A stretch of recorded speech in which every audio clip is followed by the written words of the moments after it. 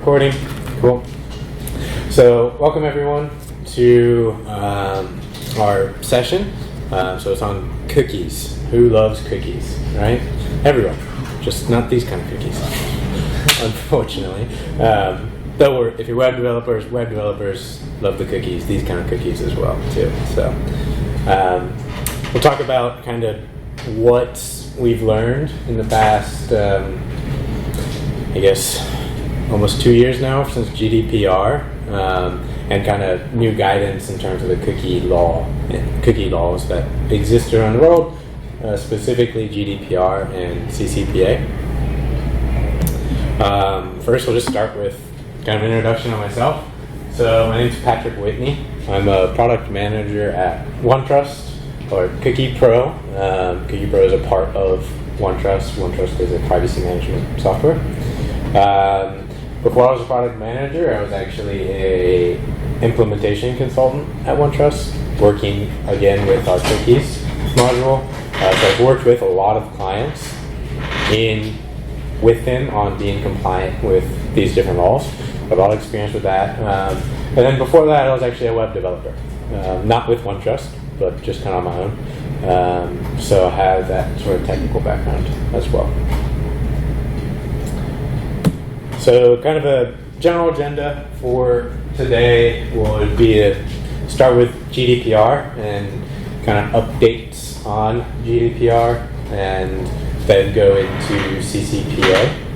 So, and then we'll talk more on what's actually happening out in the real world. Show of hands, who knows what GDPR is when I say that?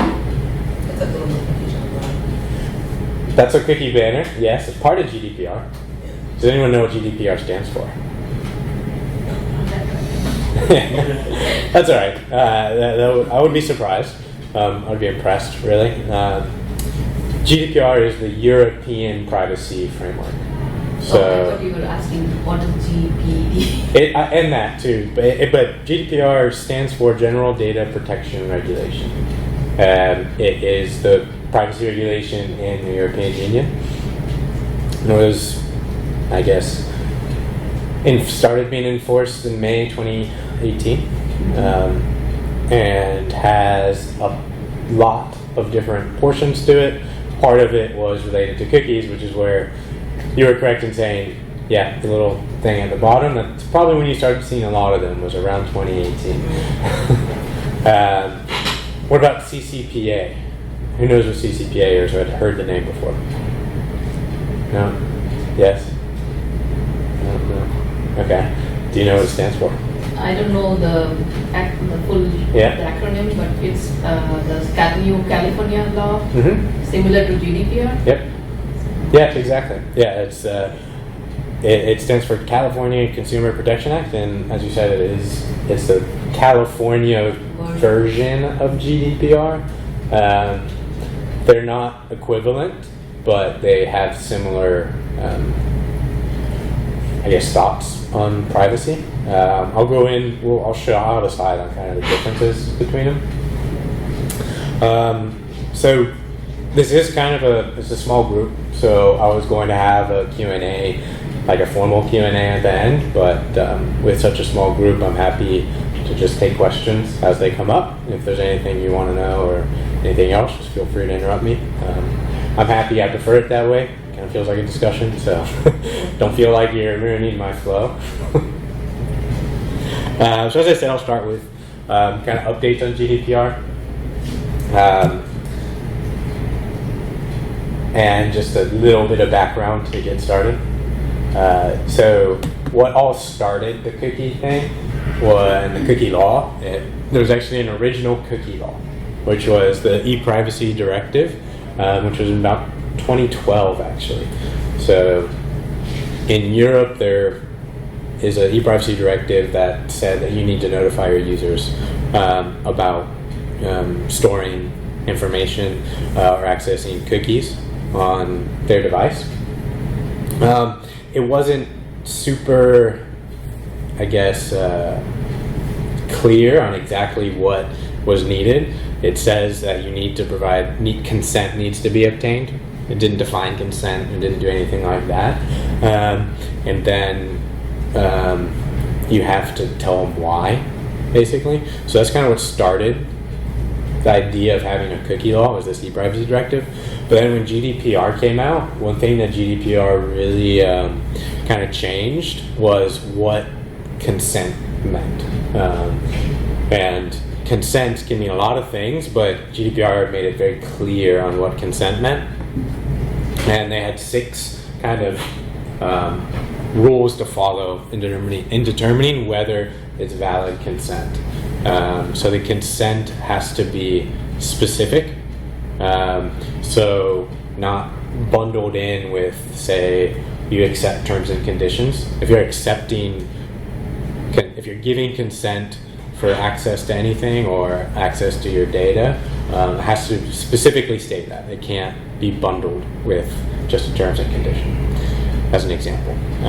It has to be informed, so that means just like a notice of what you're doing, but in clear language, not in kind of legalese to confuse people. Unambiguous, so this is kind of having a pre-tick box. That would be unambiguous because the user is not actually doing an action. It's been given them for them.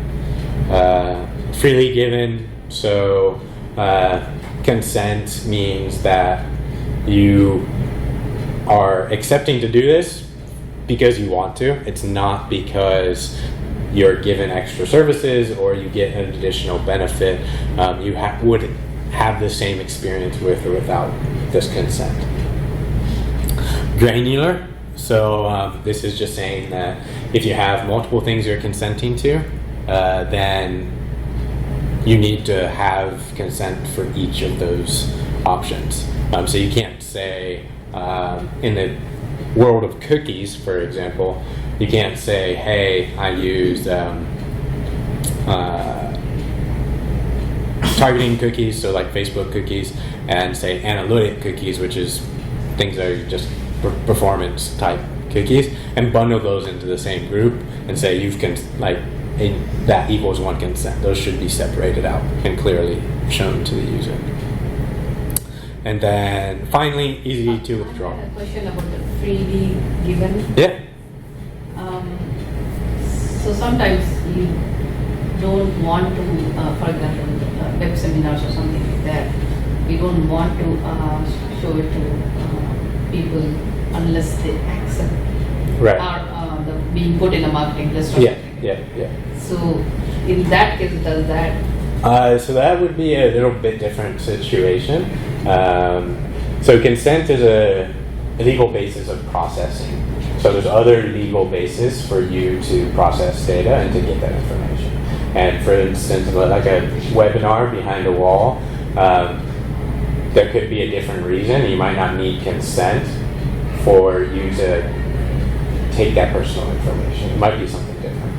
Okay, because if they opt out of, if they refuse to accept, then you won't give them the webinar, right? So that's why I'm very confused about that. Yeah, so that would be, because then there is a consequence for not accepting that. Right, but what I'm saying is, so that's not consent is a legal way to accept that you can take the user's information, but it's not the only way. There's, for example, there's a legitimate business purpose, legitimate interest for you to accept user's information. And so you wouldn't even really talk about consent in that sense. So it could be that for that use case, you're using a different legal basis, and so these 6 items wouldn't affect you because it wouldn't be consent that you're looking for.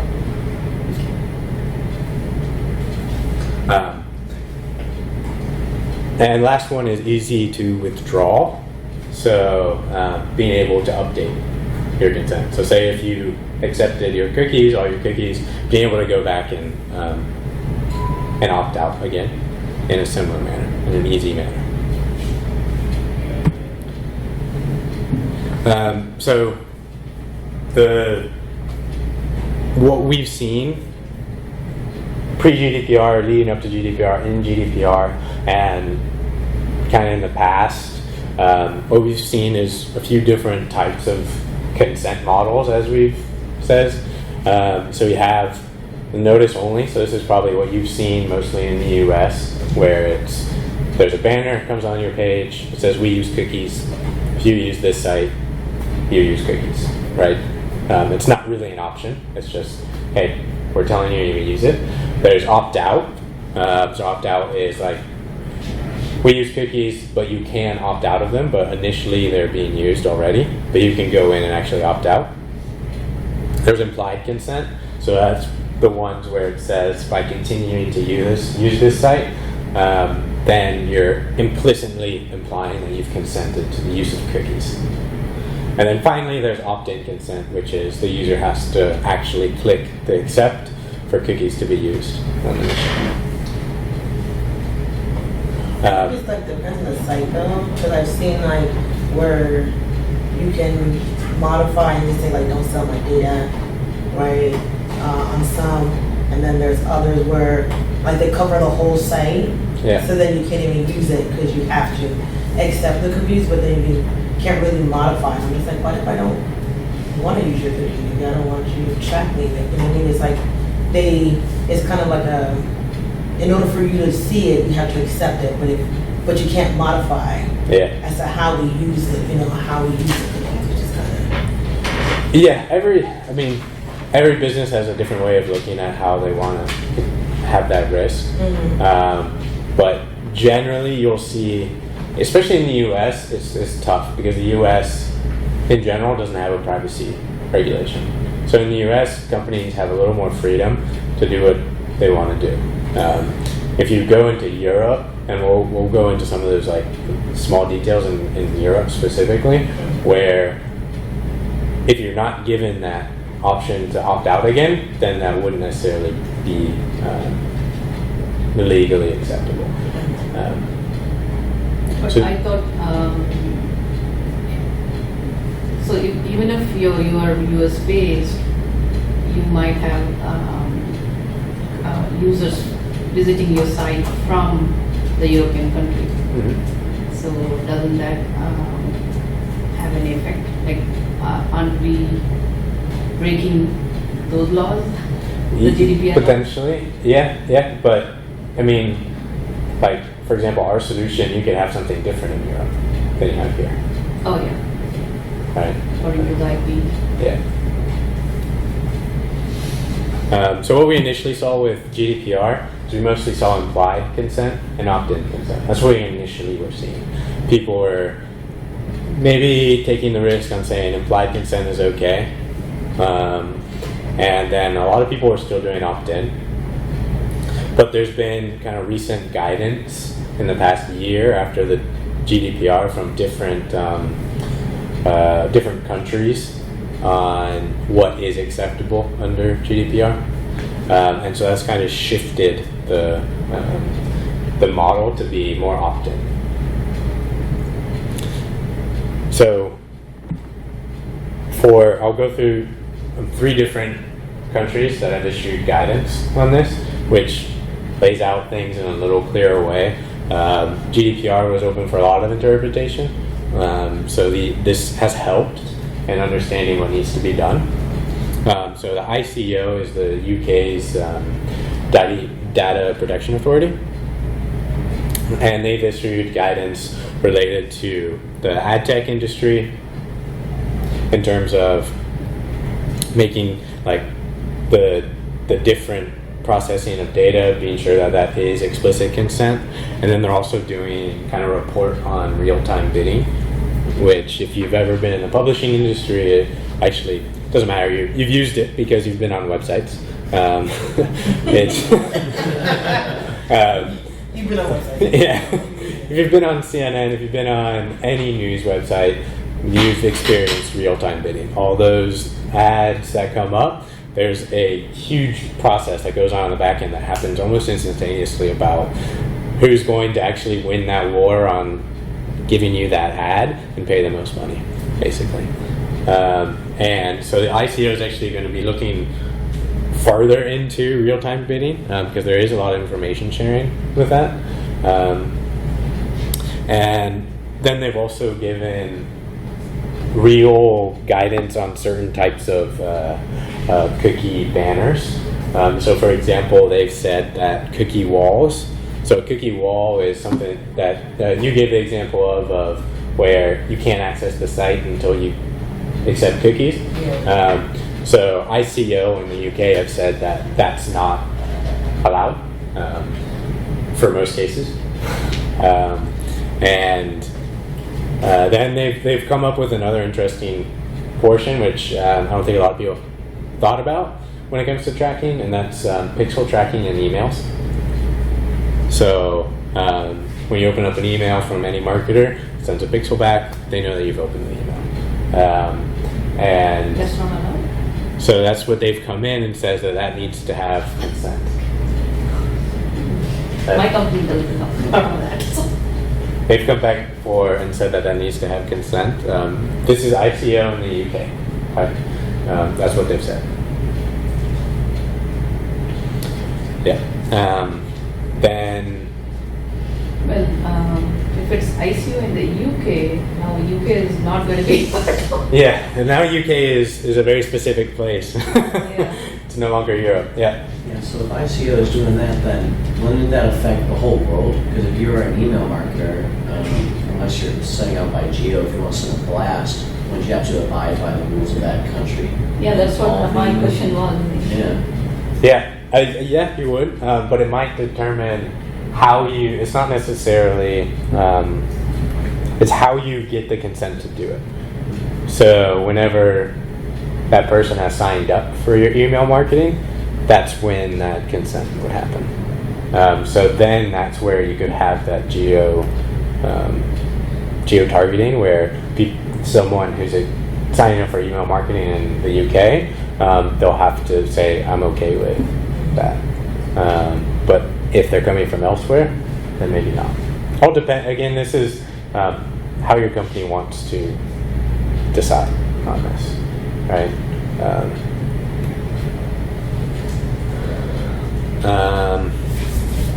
And yeah, as I said, they're going to continue to investigate real-time bidding and hopefully have a report on that in March, understand what they're going to do with real-time bidding. The next update we had was from France. So CNIL is the French Data Regulatory Authority. And they again outlined that cookie walls were not okay, specifically. And then also outlined that implied consent is no longer valid consent.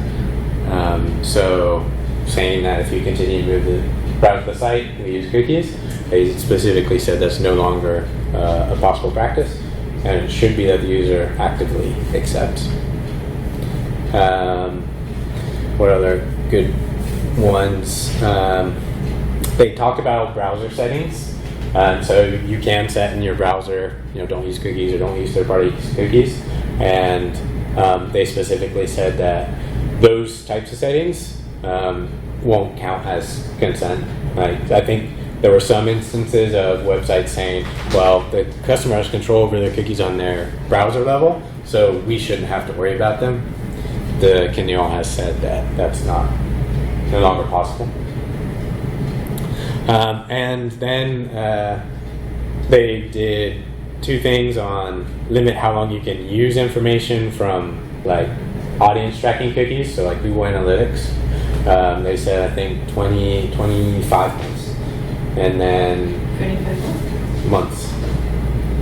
And then the maximum duration for analytics cookie could be 13 months. So they've gotten more specific in terms of certain guidelines.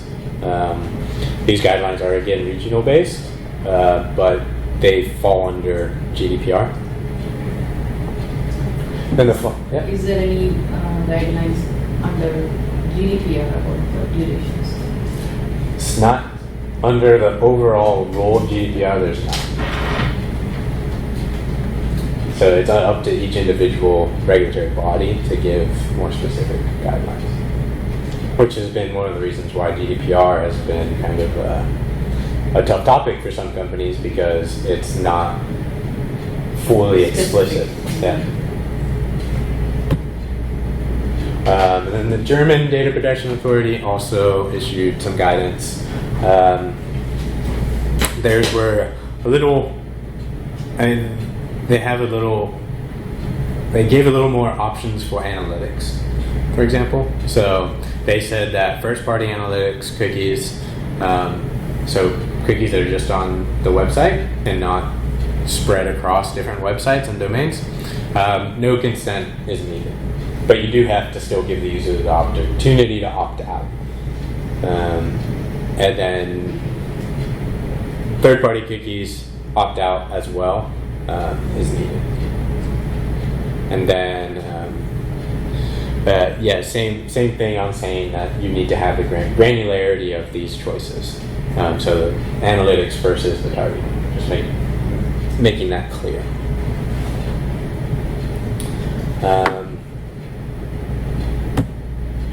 And I'll just summarize kind of the similarities and differences. So one thing that they all specified was, while cookies is the face of tracking on the internet, it's not the only thing.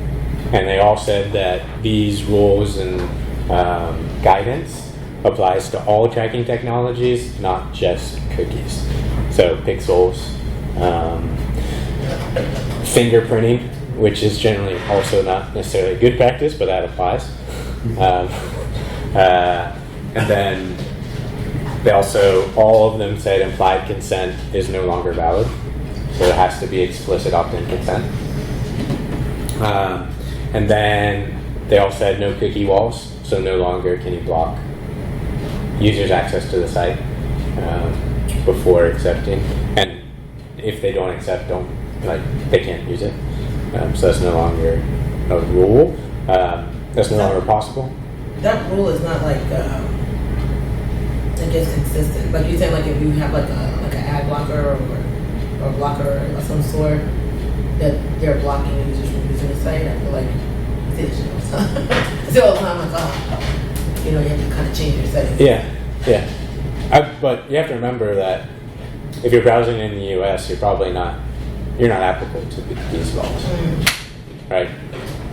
So seeing it here doesn't mean much. I would like to have something similar in the US, but that's just me personally, because I think it's good for end users. But yeah, in the US, companies can definitely, there's nothing against it. I'm curious how they monitor or enforce these laws, penalties. Yeah, so there's been some enforcement, but there hasn't been actually a whole lot of enforcement related to cookies just yet. There has been, what's been enforced so far, especially the biggest one was Google. And it wasn't specific to what cookies they're setting on the sites. What they were saying is that it wasn't transparent or clear on what you were actually opting into with the consent, and how to do it. So they were fined actually. It was the biggest fine so far. I think it was $50 million, 15 million euros, or whatever. But yeah, for them.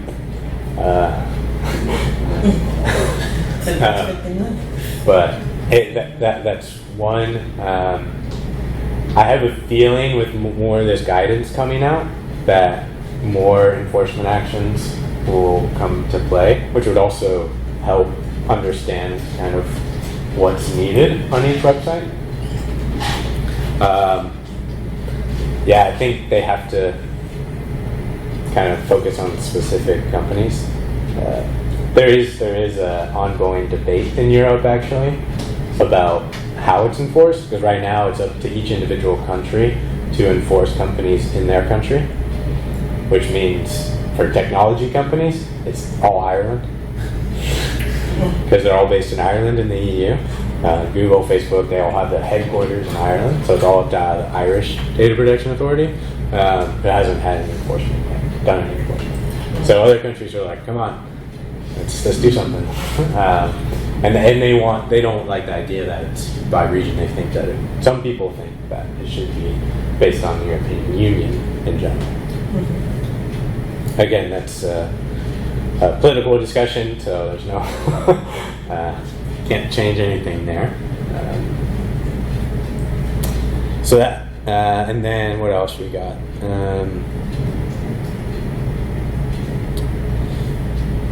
Limited cookie duration, so saying they all mentioned that you should limit the amount of time that cookies are set on the site. They didn't necessarily have all the same duration, but limit it. So right now, technically you can set a cookie until 9,999, technically, which it has said there's no way that is a valid reason. There's no valid reason for you to do that for anyone. So they're saying make sure there's a duration in terms of storage. The differences would be consent for analytics. So both the French DPA, Data Protection Authority, and the German one both said that if it's for first-party analytics and you're not sharing the analytics data elsewhere, then no consent is necessarily required for it. There's always caveats to everything I'm saying. Also remember that. It's the legal world. I'm not a lawyer, but it's a legal world. So lawyers, they can argue over two-word differences. So that banner that comes on the sites, when somebody accept, are they accepting third party as well as the site cookies, or? Yeah, so they're accepting the third parties on that site to be placing cookies. And then if you go in and actually... So you don't have to have a separate acceptance or opt-in to do for third party? Even just on that first layer, no. But if you actually click cookie settings, so again in European Union, this is where you see it. Here you don't see it too much, but there's a button that says cookie settings or manage your choices. If you click that, it brings up another layer that shows you different options of opting in, and that's where you would have generally your third parties. Or saying the cookie settings are not the browser cookie settings, it's the sites. Yeah. I'll show an example of what I mean there. Like the user's ability to have granular choice on the website. Yeah. Any other questions on GDPR? I was going to get into CCPA. Oh man. Until 3. Yeah, we stop at 3. Wow. Those are good questions, so I mean, yeah, I hope it's okay for you. But if I was going to go into CCPA, do we want to continue with GDPR or start on California? Cali? Yeah. All right. It's a little closer to home. No, we're in Florida, so.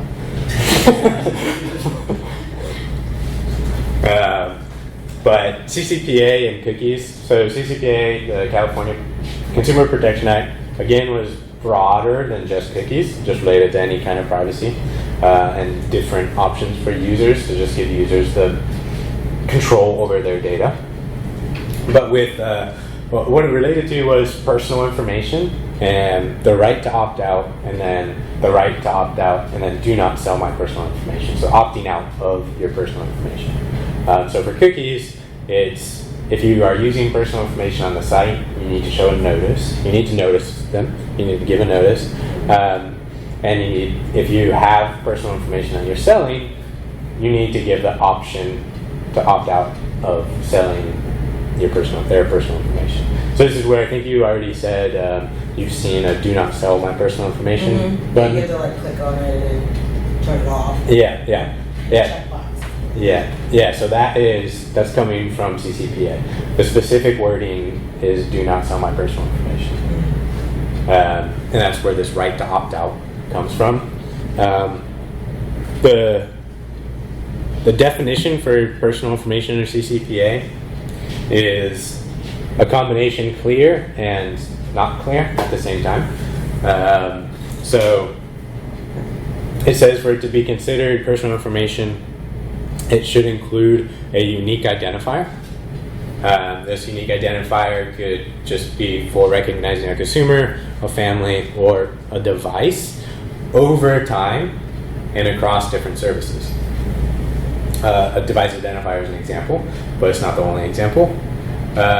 So this could mean that cookies, like session cookies, aren't applicable, but then later in the definition, it broadly defines it to say when it over internet, it includes like network activity, unique identifiers, including cookies.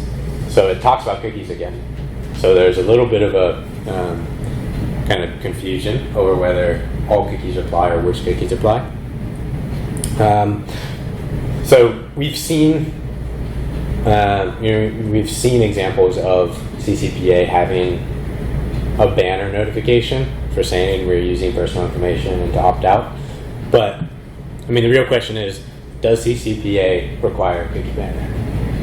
Right?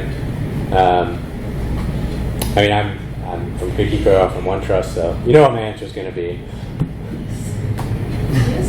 Oh. Well, that doesn't seem right. It doesn't specifically require it. That's the thing. It doesn't specifically say that you need a banner. So the real answer is it depends, which is unfortunate.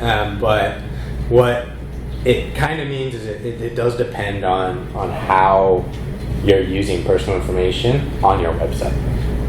So, you know, if it's a very basic website, for example, and you're not actively taking user information and selling it, you might not need an actual cookie banner. You might need to have notice in your privacy policy somewhere to say that, hey, I'm collecting personal information on you, but we're not selling it. Again, that could be changed to say, well, I want to notify them immediately when they get on the site, in which case, then you do need a banner, rather than putting it in the privacy policy. So there's two ways of looking at that in that sense.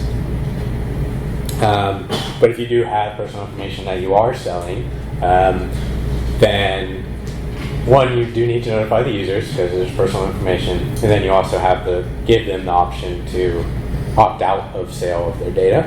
And that's where potentially you have that banner that says do not sell my personal information, where it pops up and you can opt out of sale of data.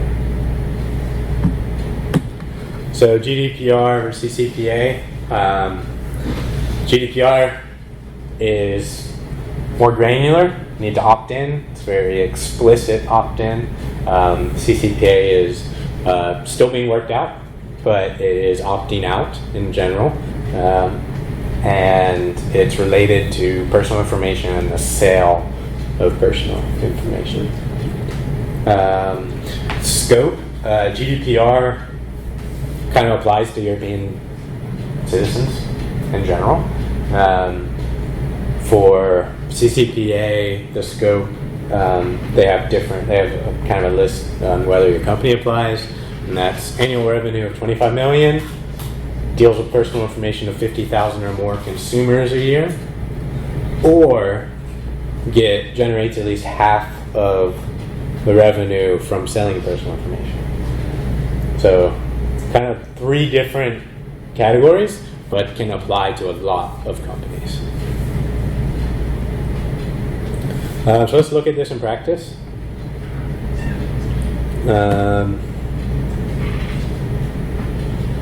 So for cookies on your website, the first thing in practice that you need to know is what's on your website, right?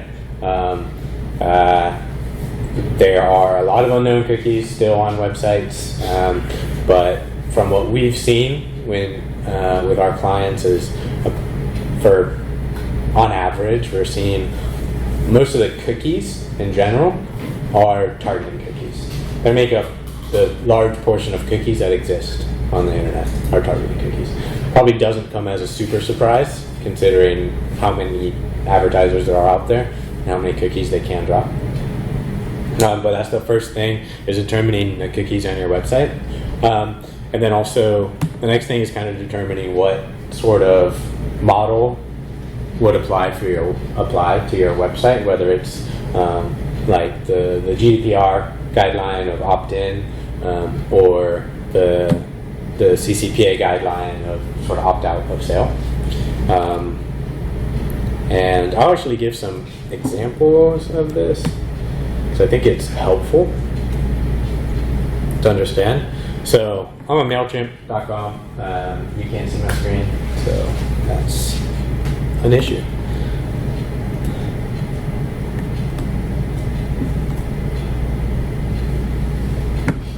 Good? You see it? Yeah. So here's an example of, I'm obviously going to use our clients, but an example of like a GDPR style banner. So you have the banner on the bottom.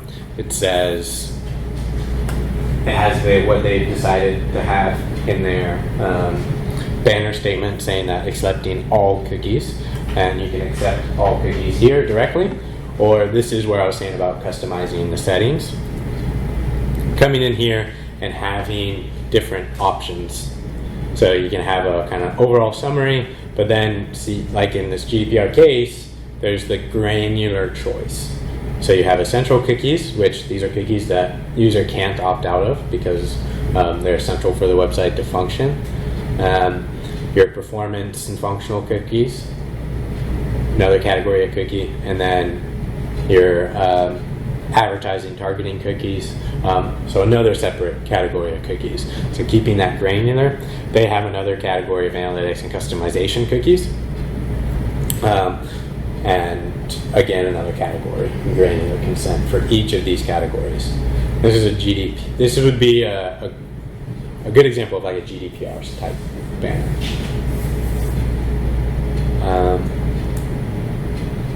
Here would be an example for like a CCPA type banner, where you do have a banner, and then there's a do not sell my personal information, but there's also just accept cookies. And they have their own legal text on this site.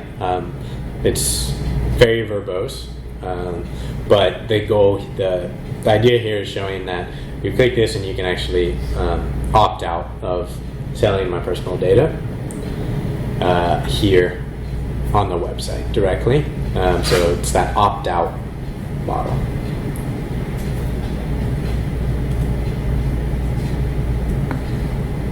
Oh, so it's an opt-out, not an opt-in. For this model, for CCPA, yeah.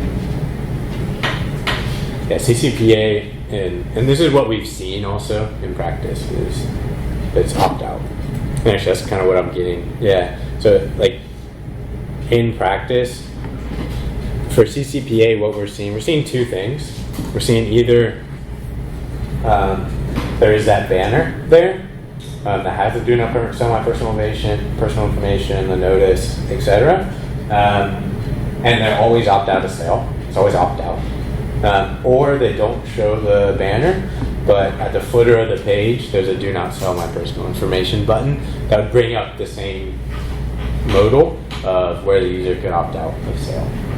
So that's what we're generally seeing right now with CCPA and how it's being implemented. As we continue along, we'll probably have more maturity on what is happening in practice, because it's been, 2 months since it's been enforced. So I think there's there's a little bit to go before everyone is where it's clear on what everyone's doing. Until somebody sues somebody. Yeah. Well, what's interesting about CCPA is it doesn't seem like there's a private right to action. Oh. But they can tell, I can't remember exactly what government agency, and the government agency can then follow up. So if I go to any website in California, that banner will pop up every single time? Not necessarily. So it's about what that website's doing. So is that website collecting your personal information for one? If not, you probably won't see that banner. If they are collecting your personal information, are they selling your personal information? If not, you might see the banner, but maybe not do not sell my data because they're not selling it anyways. If they are collecting it and selling your data, you have a chance of seeing that with the do not sell button. You also have a chance where they don't show the notice right there, but you have to go to like the bottom of the page and it says, do not sell my personal information. But that's, it's not the companies that are, it's not only for the companies that are located in California, it's for everybody.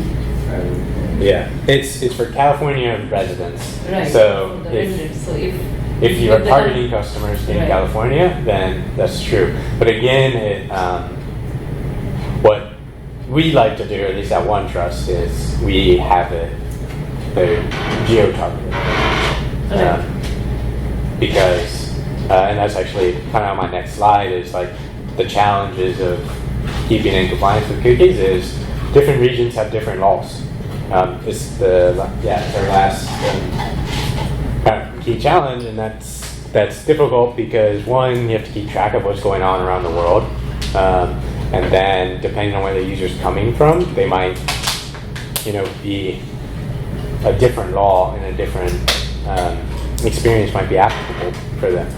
So that's what we provide is that sort of geo-targeting, so you can have a different experience on the same website for users from different countries. Some of the other challenges are kind of, any other questions? And we only have 3 minutes, so I don't want to, anything else? Any questions? Okay, I'll just continue. Then some other challenges are just understanding what's on your site. As I said, I was an implementation consultant, and you'd be surprised how many companies were surprised by their scan results. But that's an important part. You have to understand what's there first and identifying them. And then actually blocking them. So it's one thing to say, hey, I have these cookies on my site, and I can put up a banner. Anyone can almost put a notice there, right? It's a div, it says I accept cookies, whatever. But to actually block the trackers, that's important, because what's needed is if the user does opt out or hasn't opted in, that needs to be respected. And to respect that means you have to block the different JavaScript files and potentially pixels that are on the page if the user does opt out. Managing websites across different teams and just in general, if you have a lot of websites, just managing, I think if you have a lot of websites, managing websites is tough in general, and then adding another piece to it is also just additional complication that can be there. And then using analytics, tracking opt-in rates for the banner, so understanding, are people clicking on the banner, what are they clicking on, things like that. And then demonstrating compliance records. So one thing for GDPR is that you have to have records of consent to show the authorities that, hey, I am giving users the consent, and have records of that. And then, as you mentioned, different geos have different rules, and how can we work with all the different geolocations for one website that applies to multiple geolocations.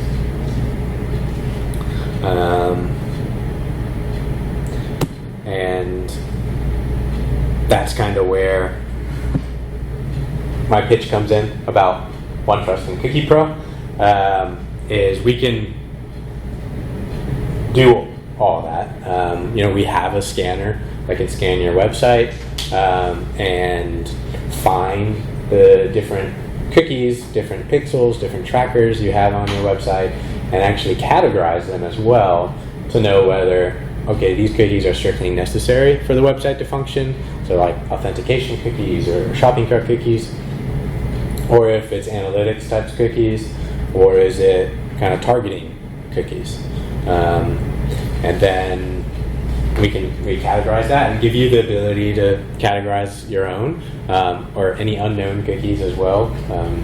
But we do start that process for you. Again, this is all in our tool. So it's a it's an available tool anywhere in the world. You just have to sign in. And we have templates. So managing lots of websites. If you get legal approval or anyone's approval for what needs to be in the banner text and what it should look like in general, we can have that template there and scale to all your different websites. And we have multiple different blocking methods, so that's where blocking the actual scripts if the user does opt out and respecting that consent. We have multiple different blocking methods, whether you want full control over that blocking and use us as more of a kind of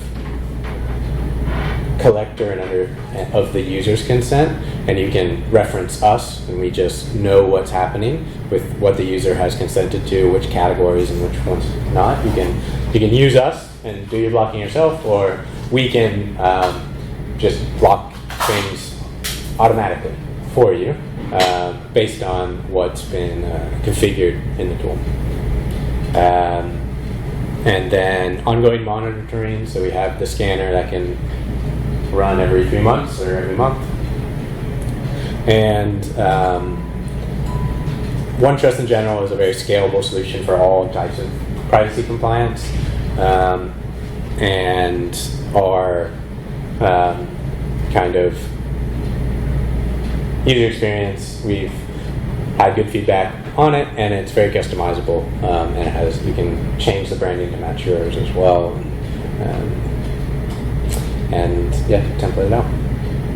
I think I went a little over, so I apologize for that, but I do appreciate you guys joining. We have our booth out there. It says Cookie Pro, not OneTrust, but we're the same company, and Cookie Pro is the one that's focused on. We're focused on cookies. OneTrust does everything under the sun for privacy. So appreciate it. Thank you guys for coming. If you do want to learn more about anything, feel free to write your name down here, and we can reach out to you. Thank you. Are you supposed to keep the record of all the cookie acceptances? Or not acceptance? Or mainly the acceptance? Because one of the slides you mentioned. Yeah. How do you have a mission? How long do you keep the record? So the record is kept on our site. That's a service we offer. And we keep the record for about 1 year. 1 year. So you are supposed to keep the record? Are the sites supposed to keep the record? I know the form opt-ins, the marketing form opt-ins, they are supposed to keep those records for a certain number of years, but I didn't know about the cookie. Yeah. You're welcome. Thank you for coming. I didn't know about the acceptance for cookies that you have to keep a record. Yeah. So technically, for all consents, a record should be kept. Yeah. And the cookies, you only know the person's IP address.